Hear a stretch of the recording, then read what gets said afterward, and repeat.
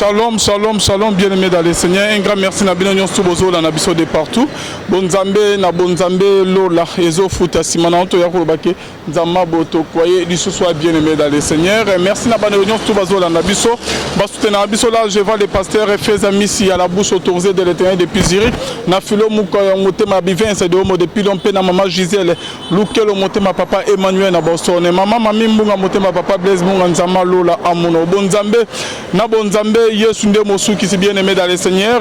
En tout cas, vous êtes déjà au courant, il y a disparition, il y a Papa Nabiso Kadiombo, bien aimé, Azal qui est dans l'hôpital, Bimake sur maladie, oh, Bacheli, poison, oh, Bonabo, Oji, c'est Kadiombo, Akufinani, Toza Moussika na été, Papa Kadiombo bien aimé dans le Seigneur, Tozo Komawana, Toza Moussika na résidence na été, 0 mètre, Tozo Komawana bien aimé dans le Seigneur, mais Tokuta un peu dans maître Nanzela, Toza côté famille, il y a Kadiombo, Tomé Anangosona, maître Doli. Concernant la disparition, il y a Kadiombo. Shalom, maître Doli.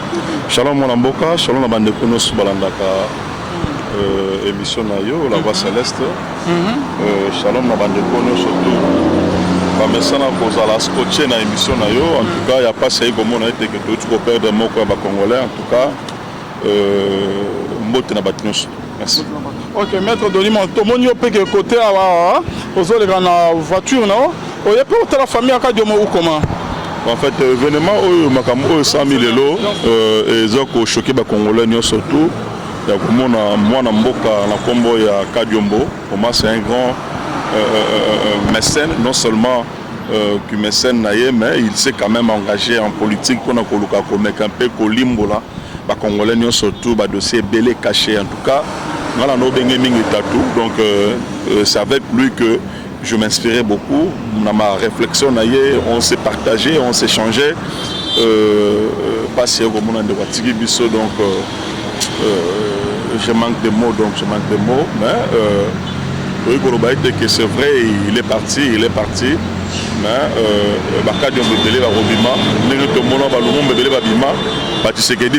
Mais donc en tout cas, si sa mort est entachée de quelque chose, derrière ça, gagner parce qu'ils risqueront de tuer tous les Congolais. Parce que les Congolais va comprendre que les Congolais ne sont pas place sur Azali appelé à Kobunda pour Namboka na Yende. Tout le monde a bandé qu'on a vu sur Libanda, la diaspora va bunda pour na Congo. N'est tout le monde a bandé que Bim soit dans Kinshasa qui se bat pour le Congo. Donc aujourd'hui, Papa Tshisekedi a Tchad to comme business sur combattant. Donc les mots combattant, ils prendre la sauce nango na Papa Tshisekedi. Donc a commis sa biso surtout ba combattant. Donc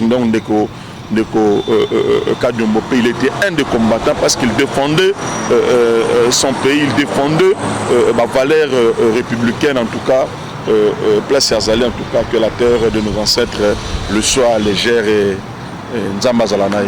On message au na famille famille qui babulisi ndeko na bango papa na bango tomoni na katanda ko bazolela na katalopang message au bana bango famille zali. Bon omoni tous nous sommes mortels les anzela na biso surtout parce que mutokotika libanga na mokili azat maintenant bandeko oyo soit disant bazali derrière Liwa Ndeko en tout cas ils ne vont pas rester immortels donc on se va que la famille soit forte parce que déjà engagement de Kadiombo les agis sur engagement il y a lutte il y a famille dans la société comment il lutte à Congolais surtout donc il s'est substitué à un bon combattant pour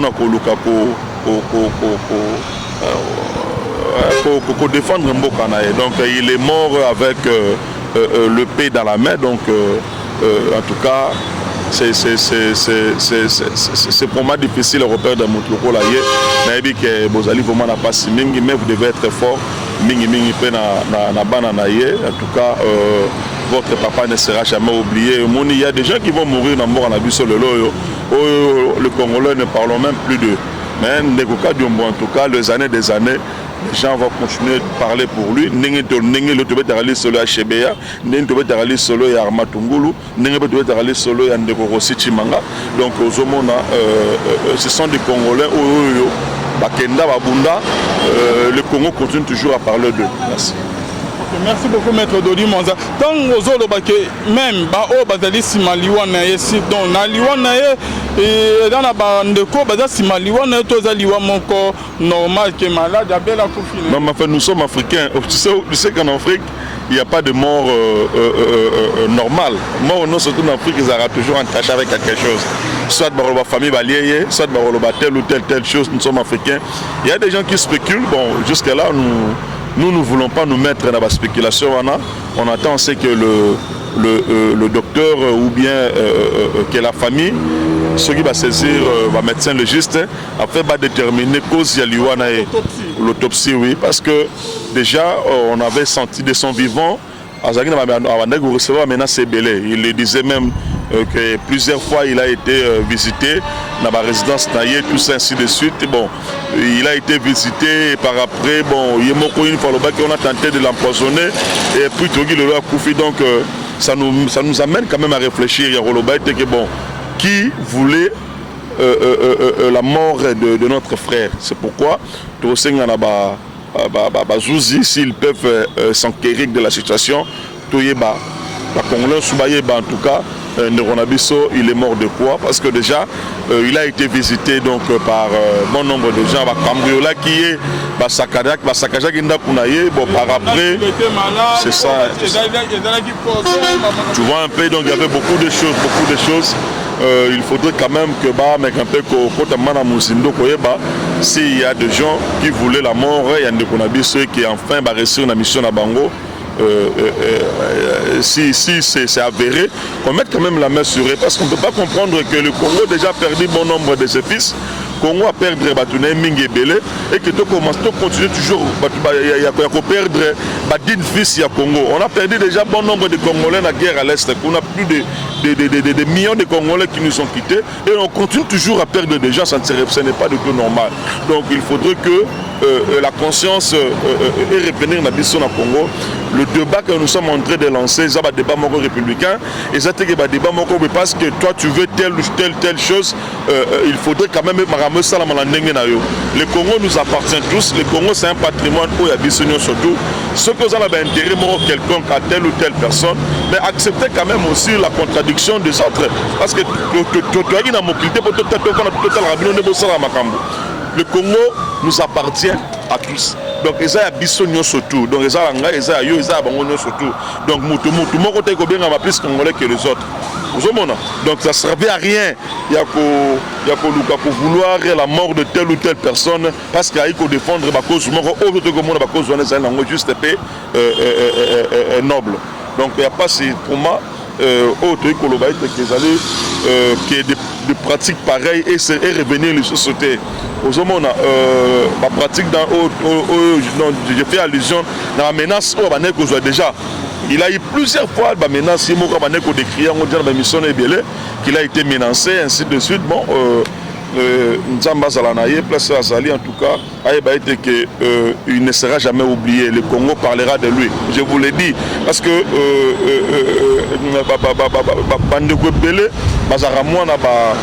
mais le monsieur il a brisé la paire pour dire non là où un groupe d'individus mafia oui, donc c'est un peu ça. Donc il a dit non. Donc non, en tout cas, et porter pour la lumière dans le lot de Monique Congo. Merci beaucoup, Maître Doli. Et dans la vidéo, l'émission Kadio Mwasala, il a namapé ma casse papa Nabiso. Mais on a extrêmement la vidéo, on est sans cas et Panzana. Et quand vous allez peut-être il paraîtrait que non. Et ça, il y a Katoumine, Simaliwana, parce que Azalaki s'attaquait beaucoup plus. Na Moïse Katumbi, ce sont certains Katangé, Moussoumé, Simaliwana, Katumbi, Blomo, il paraîtrait bien conditionnel par rapport à la vidéo que le réalisateur a la dernière vidéo il s'attaquait beaucoup plus à Moïse Katumbi. C'est ce que les gens disent. Bon, moi je ne vais pas spéculer. Que la mort qu'on a vu sur les alliés entachée par telle ou telle personne. Ce qui est vrai, congolais que je suis, dans un pays médecin, on a que le monsieur mort naïe Zali peut-être occasionné par l'Oroboye. Bon, moi je sais que le monsieur il va défendre que des valeurs républicaines. Peut-être que les Congolais va comprendre bon jet de l'air. bon, ceux qui vont spéculer de leur manière pour nous que telle ou telle personne, en tout cas moi je ne peux pas entrer dans la Géwana. Pour nous, nous restons toujours réfléchis dans le sens à que nous avons perdre, en tout cas tout le live vraiment en honneur. Tous les laines en air, mon Congolais, surtout place Bozali, dans 4 coins Bozali, partout Bozali, en tout cas, il faudrait que la mémoire, il y a des Ronabiso et là, Tabiso Congolais, Potoloba, Kadiombo est parti, mais il faudrait que d'autres Kadiombo sortent. Donc, Congolais, nous place Azali a brisé père, parce que la lutte, ils auront toujours, et donc, ils auront accompagné na perte et belé. Lorsque vous luttez pour quelque chose, dites-vous que, mais la lutte va continuer. Le monde va se battu pour que le Congo aujourd'hui bénéficie de l'indépendance. Donc il est parti. Mais c'est vrai, sa famille biologique, il n'est pas signé le Lumba Kendaki. Mais pour nous, sa famille politique, comment tu vois Simanaï, tu as profité qui y a lutte à Lumumba. De même, Nabandeko, tout le monde qui Ndeko Rosetimanga, il s'est bâti, papa, tout Baboyaki, carton rouge, marche ainsi de suite, et tout le monde avait élection, et ça la maître qui Ndeko fait ce qui a joué pouvoir. Néanmoins, Nabandeko lutter pour le pays et qui par après le Congo va se souvenir de. Donc il n'y a pas ce comme on a dit, Satiki Bisso, Kolobake, telle ou telle personne dans Simaliwa, en tout cas, je me réserve de le dire parce que c'est à la justice de me le dire. Mais pour nous en tout cas, ce sont des médecins qui peuvent nous dire il est mort de quoi. Vraiment, nous demandons vraiment une autopsie pour Ndeko. Déjà, vu la menace de part et d'autre, il faudrait quand même que ça nous amène à réfléchir qu'il faut une autopsie et ça, la pour déchiffrer il est mort de quoi. C'est que l'autopsie, il y a Gigi Yani. Ça la paix autopsie il y a des cas de mort aussi ça comme le autopsie salami que non ndeko qui poison solution non ça va quand même nous permettre que voilà le monsieur est mort au moment et l'autre côté parce que tu n'es pas de sa famille mais famille n'a pas perdre mort qu'on a bango ils ont besoin de savoir il est mort de quoi tu vois un peu le problème. Papa Moukolba Okufara beauté dans le Garabo. Quand il était terrassé par la maladie, pourquoi Baluka qui baillait batté gazo souffrir ni passer examen surtout. Bon, je ne suis pas de leur famille, mais seulement à mon humble avis, et aux vraiment utile à leur niveau, un peu parce que mon l'autopsie permettra la mort à Ebisabino na kufine lokoboye. Donc comme le mort c'est l'autopsie qui va déchiffrer ou déterminer la mort ou causer Moutou à Koufi. C'est comme ça que mon ami qui a porté ce Moutou à Koufi va soumettre à une autopsie après qu'il a Koufi. C'est ça qui peut être erreur médicale. Il se peut que c'est erreur médicale. Ça va permettre à ce que la justice va s'acquérir de la situation pour mettre la main dans un médecin ou va t'attaquer. Donc ce qui peut être un empoisonnement. L'empoisonnement, on aurait d'abord un. Et les gars, il a une manière, peut-être qu'il y a une blabla au lit. Bon, ça va permettre qui était derrière ou qui sont les gens au Baluga qui va vouloir m'en aller. C'est comme ça qu'ils vont réfléchir. Parce que l'empoisonnement, effectivement, il y a juge l'autopsie qui n'avait pas parlé au moment du poisson. Il y a juge qui m'a poisonné. La famille, il y avait une contradiction entre le résultat du Maki et puis la famille. Pour la famille, mais les gens doivent comprendre que l'empoisonnement, c'est une infraction en droit pénal congolais. En droit pénal congolais, l'empoisonnement est une infraction. Donc ceux qui ont empoisonné Moutou, ont causé mort, il y a Moundeko qui a empoisonné, il y a la peine réservée à ce stade. D'abord, nous ne connaissons pas si réellement il a été empoisonné. De deux, peut éviter peut-être si seulement s'il y avait empoisonnement, qui sont ou qui était la personne à administrer qui n'a pas produit pour que le monsieur, notre frère, apte perdrait les lots. Donc, cela nous amène à désirer, à réfléchir au monébiso moi. Technologies à moi on a fait ma case par rapport à Mikilia Poto au bazora basala vraiment bané moi des cryptages à koye ba maramomo et belé bon avec le temps espérons que le Congo il reprendre quand même avancé moko boye ya makasi o tubana peut-être ko limbo la to koyeba ba mort ebele tout bango ba mort naturel mais peut-être ba mort wana zaga occasionné par telle substance. OK, merci beaucoup maître Dodi Mwanza. Aussi si solo ya Kadiomo on peut déjà message na yo parce que maye matali mboka maître Dodi situation ya mboka kezande.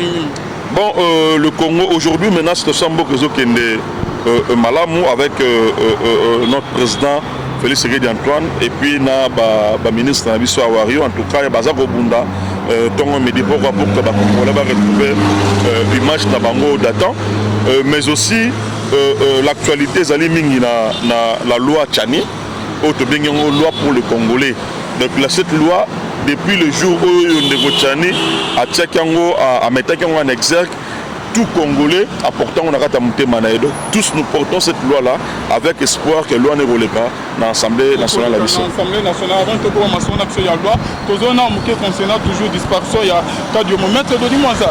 C'est comme si tu allais constater ba onions tout bazo défendre Fati baza pour mokonzi ya mboka bazo dénoncer ba makambo ya mabe bazo telema makambo ya mabe et pas ba oyo bazo linga mboka ke ne liboso te.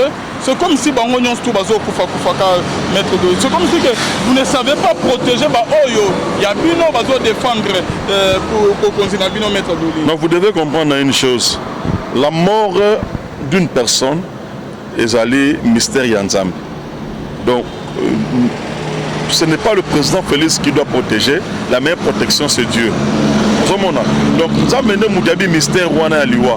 Donc tout nous avons bêté mais bateau kufa wepona nini. Yende mtaro sabino bateau kufa pona wepona. Donc dans l'aspect Wana en tout cas dans la réflexion Wana ne collez pas cela avec Nangab Tchopé Nengenini mort et bis notre kufa. Net sur nos boyaux qui ne peut pas kozongi bibabete ni solo ah mais de Calvin Moussagene mission à susciter. Ils en ont normal. Et tout le monde maman chaque fois il nous papa adaye. Donc c'est tout à fait normal la mort peut revenir. Même maintenant la mutuka notamment la mutuka net singa pe la mutuka nanga je peux connaître que c'est un accident je ne dis pas que ça va se faire pour ça la mabongote mais c'est tout à fait normal. Ce qui nous a pas été relié dans cela voilà tu passeras par cette voie là. Donc ils ont noté que le président Félix Tshisekedi c'est notre président mais c'est un humain. Donc il n'est pas Dieu, seul Dieu n'est moto. Azana mystère il y a liwa roye bateke bande kondeko au journée ko ki fatika biso ndeko au journée ça on raté c'est un peu ça. OK maître Dodi Mwanza parce que lisolo ya matata mponyo oh non bakangi batye bona bo maître tout mona ke oh en résidence surveillée balongoli ba policier batela ki oh balongola ki immunité balongoli te ba négliger na ba comme il a levé immunité na aussi ces animaux. Non ce qui est vrai son immunité a été enlevée. La preuve en est qu'il était devant la justice donc il était devant le Babazouzi. Mais le problème c'est le cérémonie. Cela me permet aussi tout le banabandeko que non la République de juge.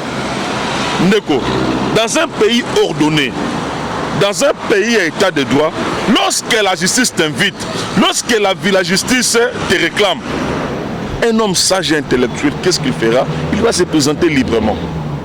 Mais on tourne à ce que la justice peut t'inviter pour tirer mes informations sur un cas tel. Mais il ne faut pas passer par eux.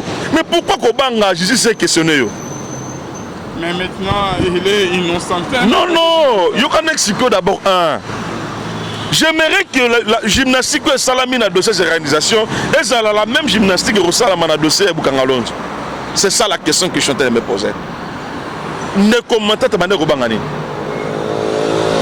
avait peur de quoi? C'est seulement si il n'était pour rien.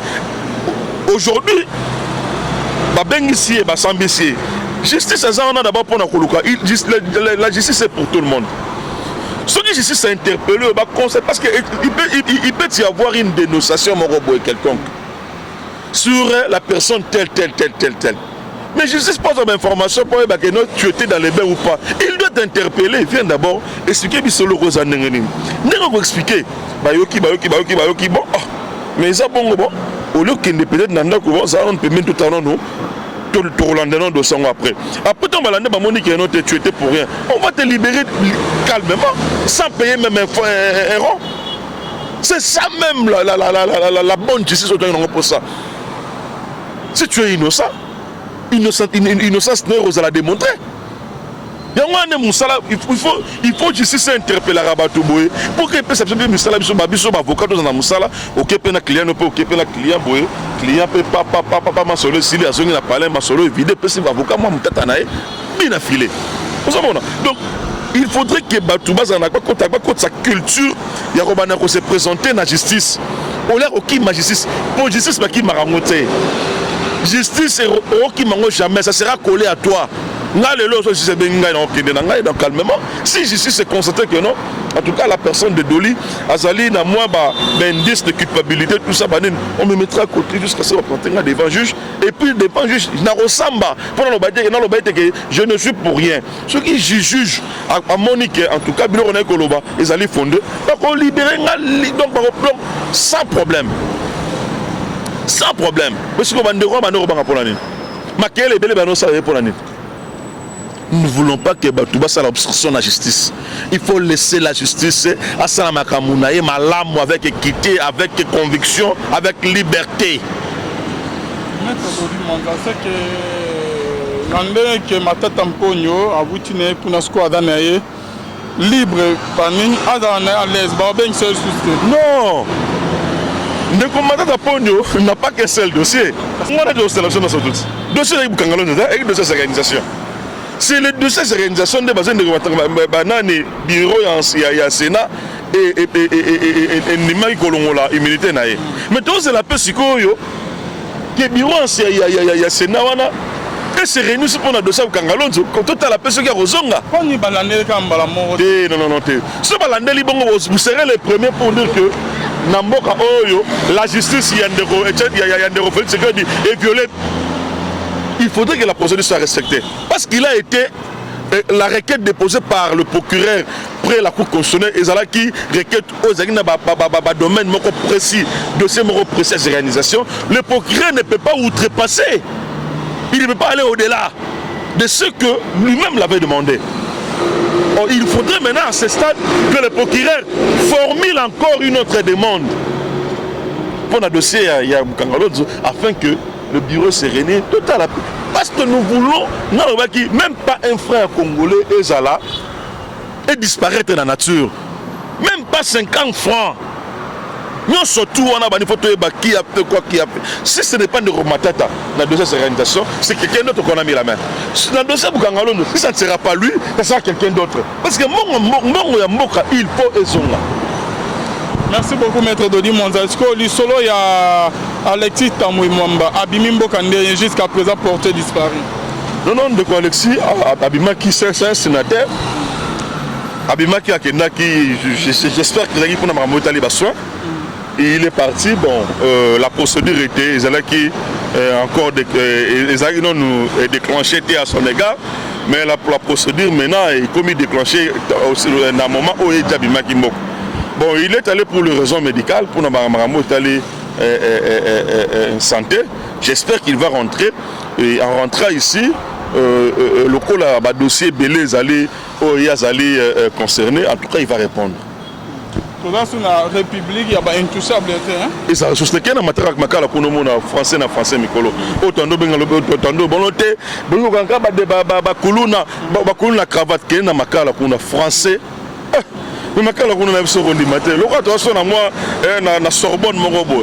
C'est ça, parce que nous, la justice est jugée caca.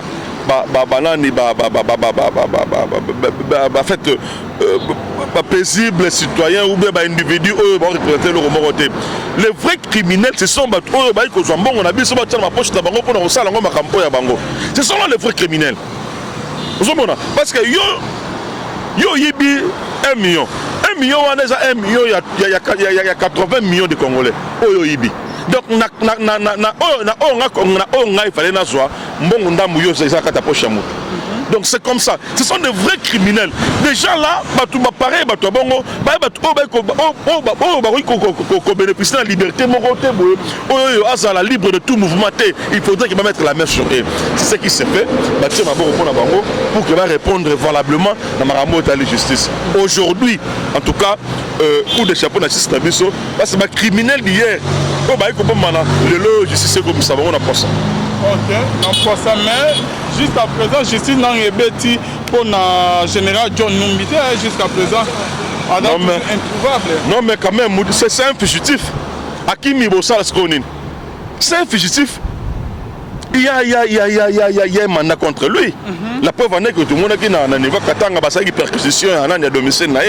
C'est un fugitif sur toi Kimi Sigo. Ce gars s'est déguisé le roi à moi, c'est au Rebab. Ça comme il déguisé le roi à mon talibou, mais je sais, je fais confiance à notre justice que la personne de John Numbi a la retrouver et puis va redéférer devant les cours des tribunaux. Ok, merci beaucoup, Maître Doli Monza. L'Isolosco, il y a loi, il y a Congolite, Noël Tchani, Maître Doli, et ça, député, nous sommes bazali côté pour Moïse Katumbi, la Mouka, à Télémélian, côté au P. Kabila, à Télémélian, Moïse Katumbi, à Télémélian, au J. Soukanden, dans la Nagipe Fati, Fatia, le bic, il y a Zali derrière, loi Wanate, il y a Noël Tchani, Soukanden. Non, il ne faut pas dire des choses que le président Tirel Kolobaté. Non,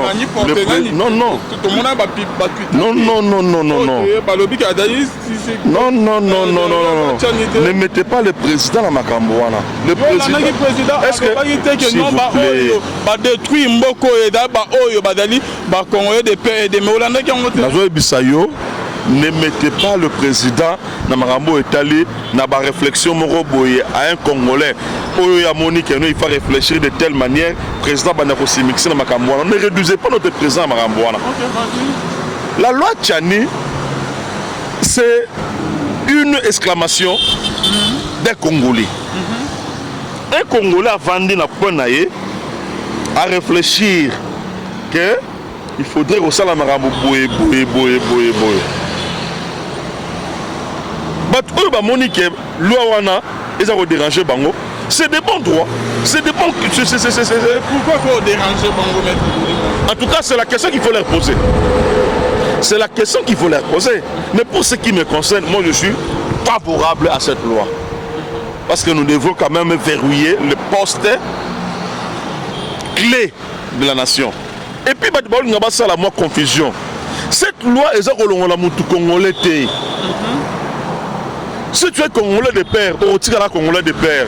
Mais seulement cette loi est écarté par Missous dans la course, il y a élection. Papa, dans le lobby, est-ce que vraiment.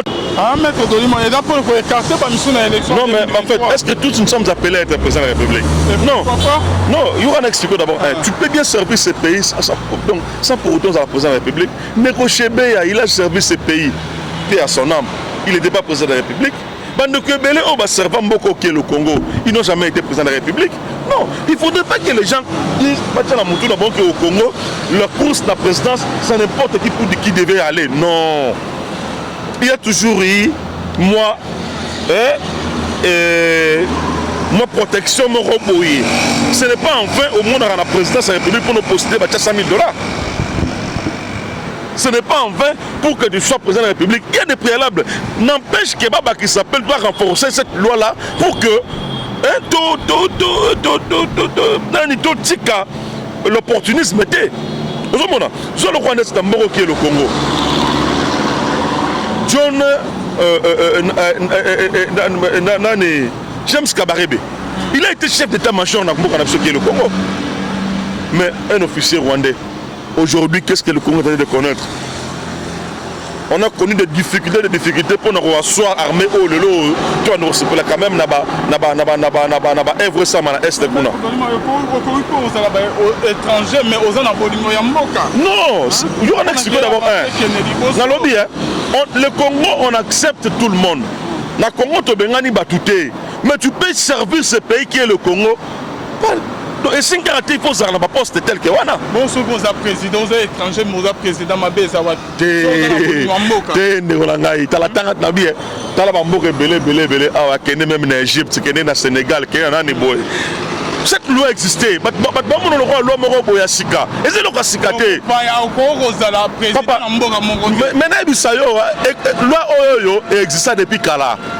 Ezalaki c'est l'époque azaï. Tant baké makamwasan titi balongoli loi ana. Cette loi existait déjà. Balongola qui est bateau bandeko ba na nationalité du test. Yo est bien route. Loi wana balongola on ba te belé. Yo to mona na biso solo bateau est belé na centre city ba boyi loi wana ba na tout national est compliqué. Yango ba mona ki loi auto chama to longola ngo. Parce que les députés qui loi wana les caté ceux qui va député loi wana les caté. C'est vrai, c'est une de nous sommes dans toute la démocratie. Torosa la référendum. Torosa un référendum au peuple et mon quoi s'exprimer vis-à-vis de la loi wana. Et puis nous avons informé sur les 100% des Congolais, 99% va pour loi wana. 99% va pour loi wana bien sûr mais oyebi ba konzi na bango ya ba plateforme na bango non, il y a ba parti politique na bango. La muka telemeli yango.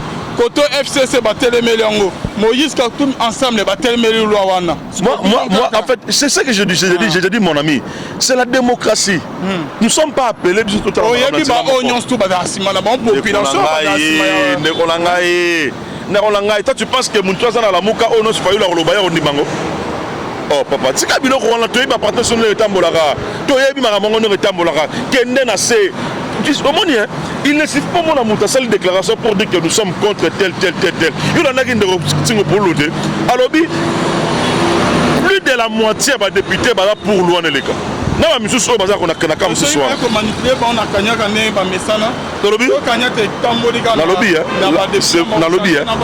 aujourd'hui, Congolais ne soit comprendre. Les agitateurs na loi wana que au Congo ne soit comprendre qu'il faut beaucoup plus enquêter sur leur appartenance. Bah on n'a pas si bien en matière de réflexion. On n'avait pas ça dans notre tête. C'est eux qui nous ont aidé de réfléchir sur Barambebele sur Bango. On n'avait pas ça.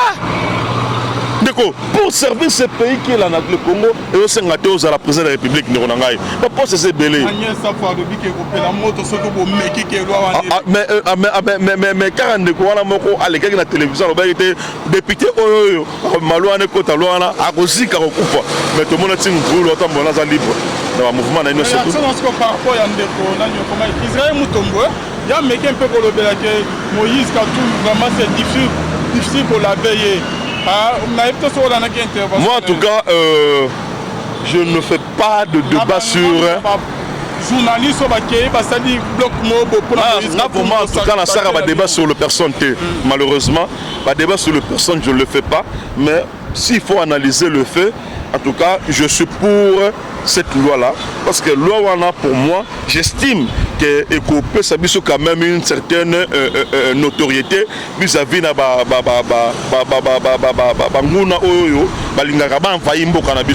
cette loi européenne ça a quand même une certaine valeur parce que Congo comme qui poubelle et comme qui pollueux, n'importe qui pouvait entrer faire n'importe quoi. Pour moi, cette loi-là, si je vais renforcer beaucoup plus ma casse, européen, ça a quand même, moi, qui est belé. Pour moi, intellectuel que je suis, j'ai soutenu cette loi-là. En tout cas, loi, il faut les gars, pour qu'elle permette quand même, verrouiller même. Parce que cette loi-là, les gens pensent que le Rodémé, avec cette reine du président Félix Antoine, non, érotique, elle a des années. Tout le monde a été que n'importe qui aujourd'hui, on ne peut pas accepter, tout le monde a source n'a été avec un moment où il veut être président de la République. On le comme ministre, on le comme sénateur, on le comme non, ça va permettre à ce que quand même, non, des messieurs issus. Il mérite d'être là parce que. C'est de ça que nous voulons. C'est pas que pour la écarter ma mission, on va écarter qui? On va écarter Nani Yomoni, sondage donc le président Félix Antoine, c'est la personnalité la plus influente de la population actuellement Moutaleki Azate. Il va écarter qui? Félix Sekedi a sali campagne Koto, Bango Bayi na bloc na Bango Moko. Koto yo Kabila na Batunaye. Koto abattre Bango. Ce que Arobanga Sunan. Baza déjà amiété. Bakan Fungami la Moka 1, la Moka 2, la Moka 3, la Moka 4. Félix Sekedi Abanga Sunan. tant que ensemble OK te boto mapanza na ko ba Félix Sekeda Antoine ande on nga elo côté. Merci maître Dolimo, c'est la fin de notre émission. Maloba non message non yasuka na bayimbo na balanda. En tout cas message yasuka na ko yebisa bandeko no surtout ba OK passe na liwa ande na biso accueillir en tout cas pas garder toujours le moment malamu vis-à-vis na ye. C'est ça les chemin la biso surtout la mort nous est inévitable donc pour les campus nous là wana bandeko no surtout garder toujours sérénité na biso et puis soutien vraiment na loi Tiani en tout cas na bandeko la biso ba député j'aimerais que donc ma belle vraiment il faut ça là et puis pour ce fait ça là moko na moko arozala ba rejuger peuple moni ba élection en 2023 peuple hôtel la pe marmner les gars mutam mutu sera jugé na ba acte ba action za opposé donc bozala vraiment conséquent na prise de décision na bino. Espérons que cette fois-ci vous n'allez pas nous décevoir population hôtel la bino donc comptez beaucoup sur notre dit que na carte na bino il y a des Congolais oyo bazali ba manipuler, il y a des Congolais oyo ba vraiment l'intérêt supérieur ya mboka liboso. Et puis je demanderai à tout Congolais d'être toujours derrière, toujours scotché et puis derrière leur président. Et puis avec notre gouvernement, na action pour ça là, afin que le Congo qui est liboso. Merci maître Dolimo, qui n'est pas Kadiomo. Votre numéro de contact d'abord. Le plus 243 89 104 073. Plus 243 89 104 073. En tout cas, bandeko soyez robé au bazana pour ça. Au ba mesana robé ngabiso pour nous repasser la gestion na bango en tout cas. Notre numéro est là. Toi causer la vraiment ba réaction na bango mingi. Na ba contribution na bango au ba pesa rabiso en termes de réflexion et na mécanisme na bango en tout cas Rosala la bienvenue. Merci. Merci maître. Bon, maître Doli Mwanza. Merci à notre commandeur Tokei. C'est bon. Bye.